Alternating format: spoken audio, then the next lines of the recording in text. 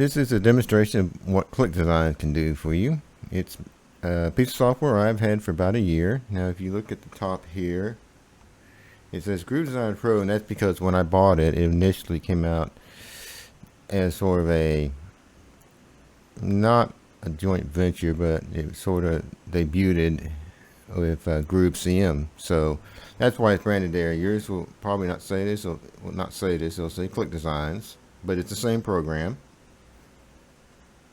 And so what I'm going to do to demonstrate how cool this is and why this is so good for marketers, and especially if you don't know Photoshop, is we're going to go ahead and we're going to create a cover for a book. And so the way I generally do this, it'll go Book Pro 2, give it a title. We're going to click on Continue, and just keep the measurements because we're going to change that later on. And we'll enter the Clickdesigns editor. And we're going to wait for our little grid to load up here. Alright, so first thing I'm going to do since this book is flip these measurements and make the width 600 and the height 800. Alright, and resize the canvas, and then I'm going to flip it down to about 50% so the entire canvas can be seen on screen. Alright, and in the editor we have various tools here. First I'm going to make the background black. Okay, and what we're doing is we're creating an image here because in a little bit we're going to be using a wireframe. And so then we want to go to our text, and we're going to add a new text layer. Default color is black, so I'm going to make this white. Alright, and we'll just make up a title here. I love oranges.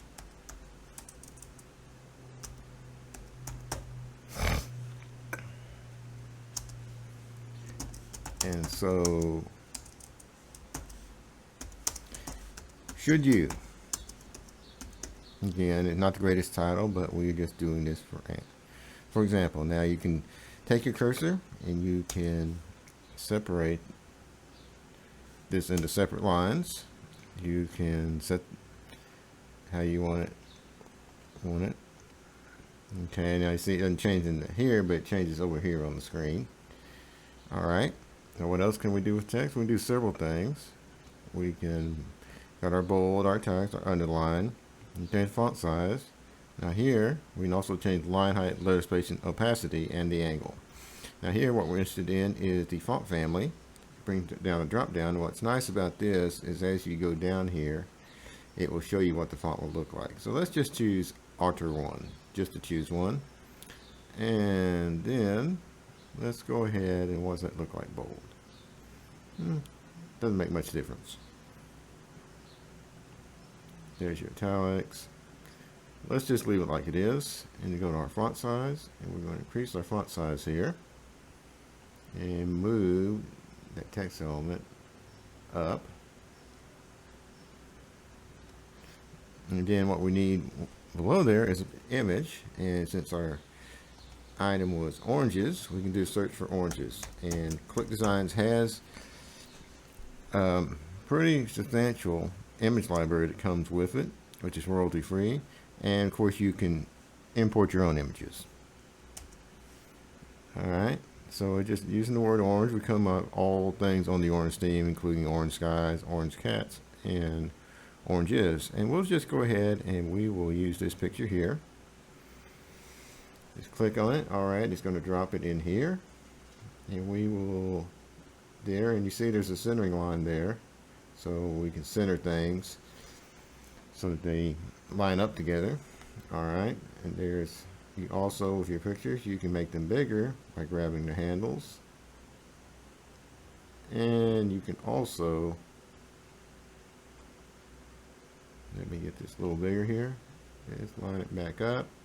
What you can also do is take this and you can flip it. Alright, and that's where it comes down here with our angle button. So we can choose our angles here, or we can just go to 0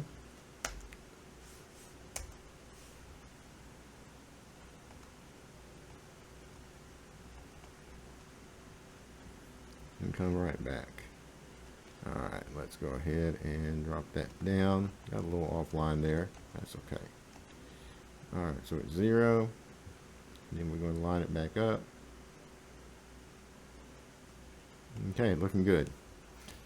Now another thing you can do is we do have some advanced options. So we could take this text here and use our advanced options. So we could add shadow, which is not going to show up on the black. We got advanced text styles, stroke, and other layer, and then some other layer options down here, like moving items forward and backwards, duplicating, and basically helping realign things. And one of the cool things they got is gradient color. So if we click on that, you see how it will change that color, and you can choose any colors you want to put in the gradient, and you can change the angle and all that. But I'm going to take that off. I'm just going to leave it white. Alright, so what we're going to do is we're going to save. Alright, and then we're going to go back to our main screen. And then we want to choose covers. And there's a general selection that's more than here. We can keep on scrolling down for a while. Different book covers, and we got covers for books, reports, and magazines. But we're just going to work with a wireframe. So we'll click on Start from Scratch. And we'll go Pro 2 Mockup. And again, we're going to go down here, click Continue. And we've got a choice of wireframes we can use here. In interest of just keeping it simple for right now, I'm going to choose this front-facing report right here and press on Use Template.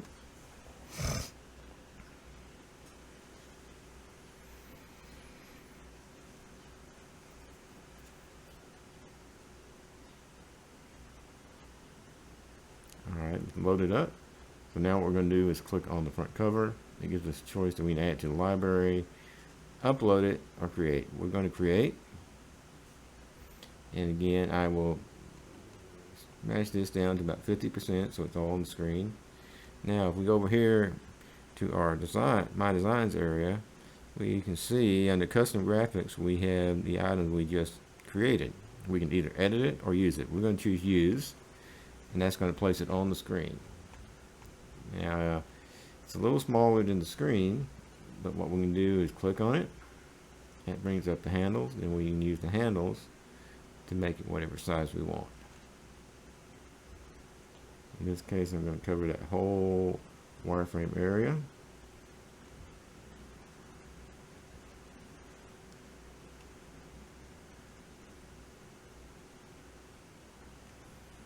And we'll click on, when we're happy with it, we'll click on Save and Exit. It'll bring us back to our main wireframe.